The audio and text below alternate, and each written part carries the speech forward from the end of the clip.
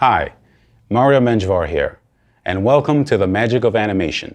In this lesson, we're going to be doing a bouncing ball. We're going to be learning about squash and stretch, spacing and timing, and arcs. Now, these are very important things that you have to know because you will be taking this throughout your career or if you want to have fun with it. So let's do a bouncing ball and I'll guide you through it slowly and let's have fun. So the first thing what we're going to do is create an arc.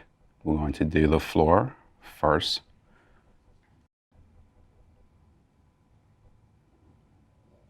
Now these arcs basically is what the ball is going to follow. So the first key of the ball will be here. Then my second key will be the squash. My third key will be the ball up on top at its highest point again. So the next one is going to be a squash.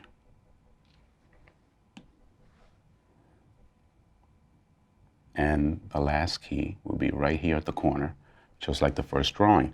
So we're going to go back to the first drawing again. And now we're going to break them down. So we're going to actually half. In other words, when we're talking about half, is that you're going to take your keys and you're going to do a half between those two key drawings. So we're going to place that half right here.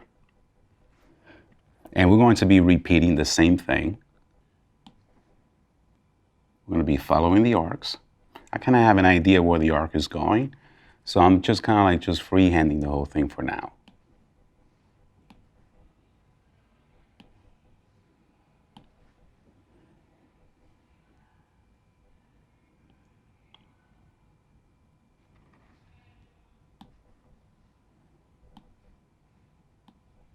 So now we're going to go back to the first drawing again, and we're going to break them down just a little bit more.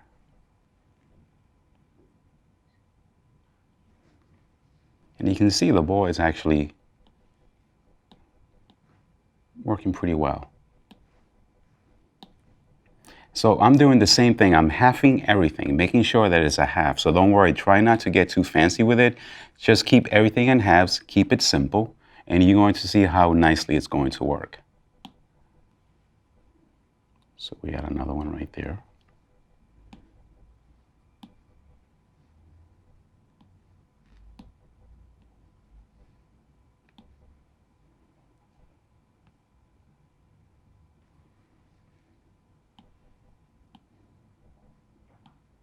Same thing here.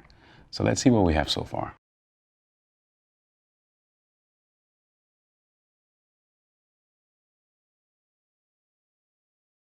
We're going to be slowing down the top part, and we're going to add in-betweens between these three drawings right here. We're going to actually put more in-betweens because we want to slow the action down. And basically here is where you see your timing working a little better by how you're going to space those drawings. So we're going to add some more animation there.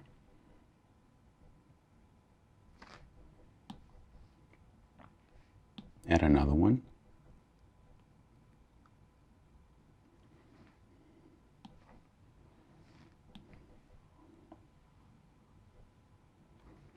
And here. Now, what you're seeing right now basically is that as how they're bunching up on top. So the ball is just going to slow down on top, and there's going to be less drawings as it falls to the ground. So it will be faster. So the way you create speed is by just not adding drawings to it and just keeping it the space as separated as possible. And I'm going to go back to the beginning and do the same thing.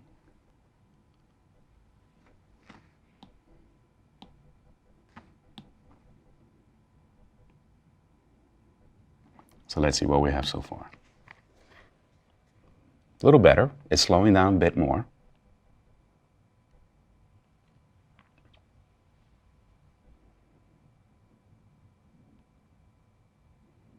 So we're going to go back, and now we're going to work on the impact. So the impact basically is when the ball hits the ground. So what we're going to need is between these two drawings, maybe a couple of more drawings. Do a half. So you see how that spacing there, how there's nothing in between, because I want that to speed up a little more. And then I'm going to add another drawing, which will be the ball actually stretching, but it's going to be hitting the ground. It should be touching the ground.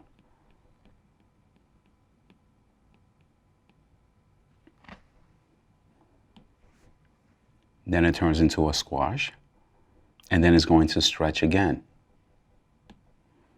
And this time you want the ball not touching the ground. You want the ball basically in the air, but stretching. This creates the illusion of taking off.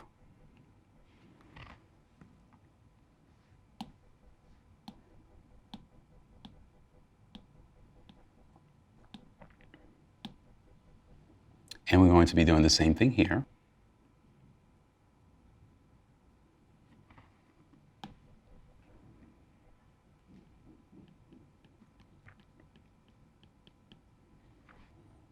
And the same thing here with the ball stretching and off the ground. So let's see what we have now.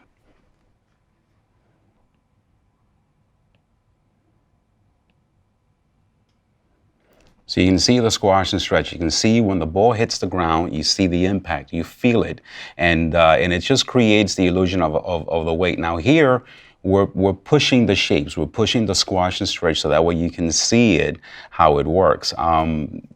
A lot of animators, they won't push it as far because they don't want you to see how squishy it looks. That's just to create the illusion that it's, it's a real ball and the way it's going to bounce. But in this case, since, we're showing you for the first time about animation, it's always good to show someone by pushing it as far as you can, so that way you can see it working and see what you can do with these shapes.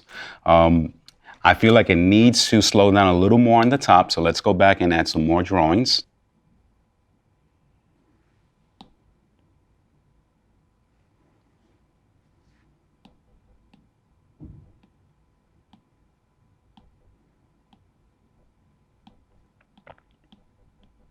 And we're going to need more drawings here.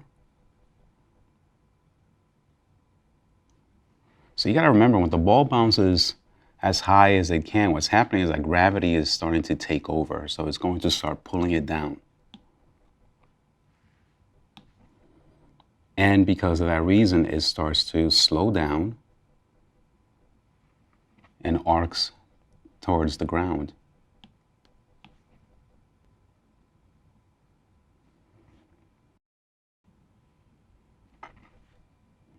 And again, as you see, I'm just adding drawings where I need them when it comes to slowing them down. So that's getting a little better. Seems like we're getting there. It has nice rhythm. Let's see if we can do some more, and we should be done. I feel like we need to add maybe another in between here. Let's see how that's going to look. Sometimes you just have to try things you don't know. When you're animating, sometimes you add too many drawings and then you go back and take them out.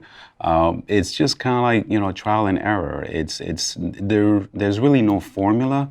It's as long as it feels good, as long as it feels like it's working, then that's good enough. And that's the feeling you want to have when you're animating. And maybe I'll add another one here. Again, if I feel like it's just too much, I'm adding too many drawings, I'll just go back and get rid of them. And let's add one here.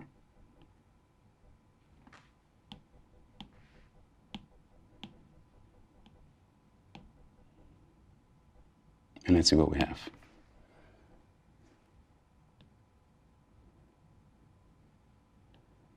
So I'm putting it on 22 frames, so now it's feeling much better.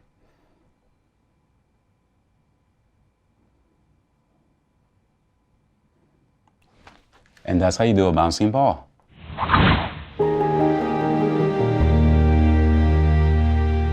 here's an art tip. Animate shapes. Keep it simple. Remember the bouncing ball, how it squashes and stretches. Or when you're doing gestures, that you're putting down some really nice, simple shapes.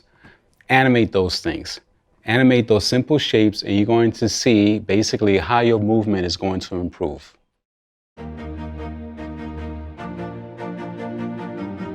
In this lesson, we're going to be doing the pendulum.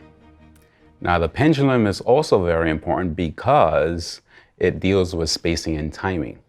Now, here's the thing about the pendulum. Remember that we did the bouncing ball? Well, think of it as an upside down bouncing ball, except that when the bouncing ball goes up, it slows down.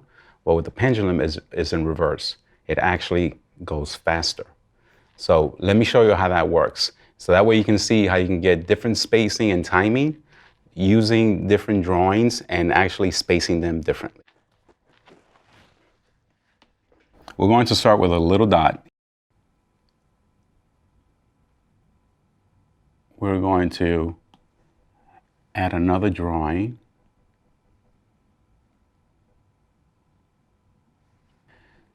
Now I'm going to add another one, which would be an in-between drawing.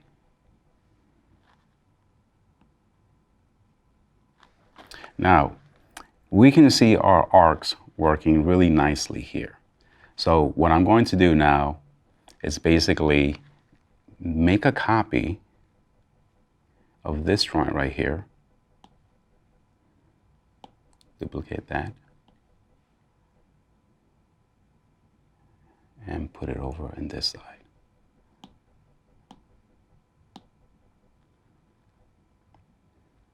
And then I'm going to duplicate this drawing.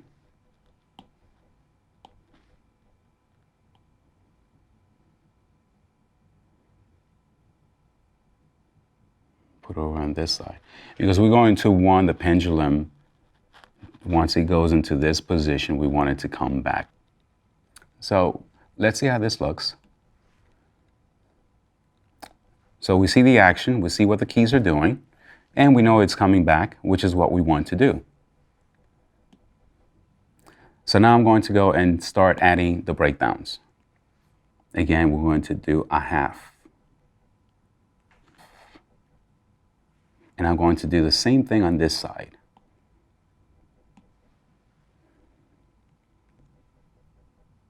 Just like that.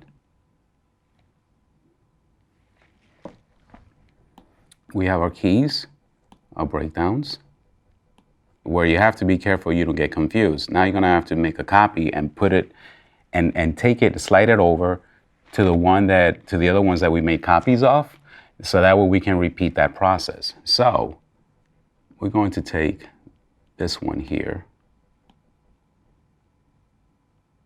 make a copy of it, and slide it between these two. And then we're going to duplicate this one.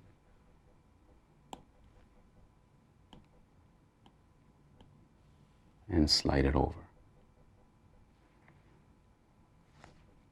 Let's see what we have. So those keys and breakdowns are starting to work better now. Now we have that cycle working the way we want it.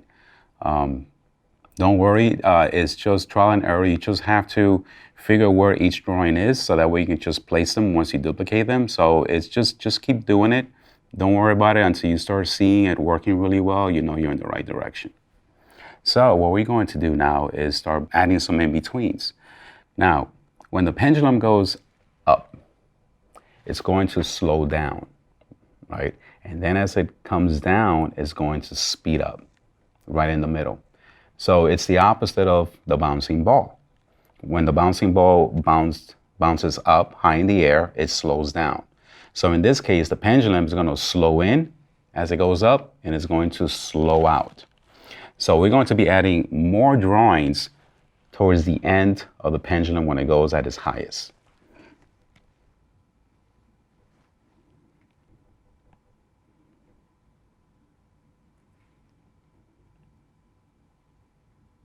And I'm going to go to the other side.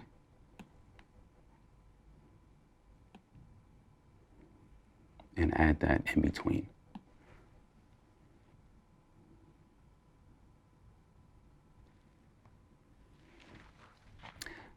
So we're going to add another in between here.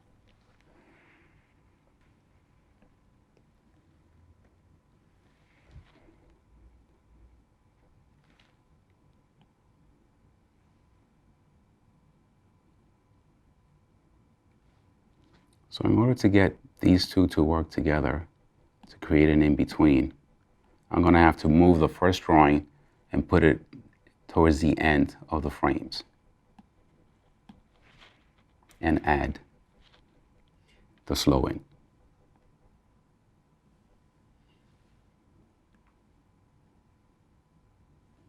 And let's see how that looks so far. So you see, that's getting a little better. And as you see how it slows towards the end of each swing, that's very important.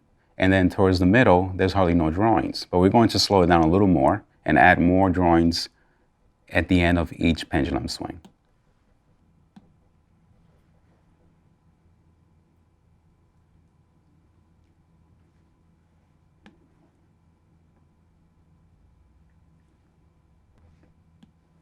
Add another one here.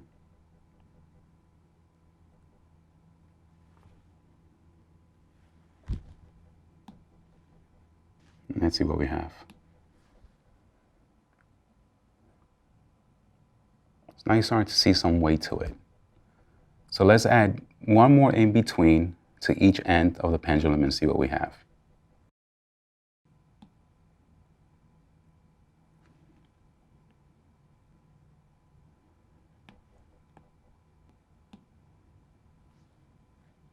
And now we're going to slow out.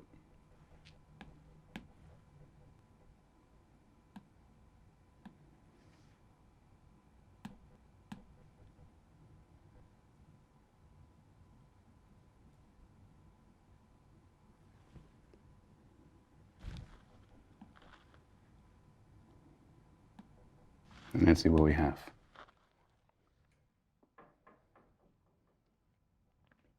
Feels much better.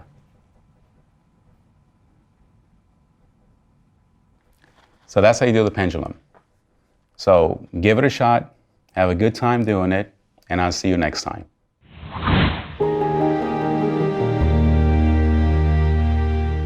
I remember one time at the studio when I was animating on Atlantis, I was given the Milo character where he's throwing up. I was trying to animate that character a couple of times just to make sure I got it right, but it wasn't working out. So I decided to record myself. I decided to, well, let me go home and have my wife record me. I'll act it out and see what I'm missing. And so she did. She went up to the top of the stairs and she recorded me, and I was acting out the character actually throwing up. So as I was doing that a few times, you start feeling that something was trying to come up. And so that's when my wife said, no, keep going, that's working, you know, and it did work out. I studied it. I almost got sick doing it, but the scene came out exactly the way I wanted it, and the directors were really happy with it. I hope you enjoyed today's lesson, and I'll see you next time on The Magic of Animation.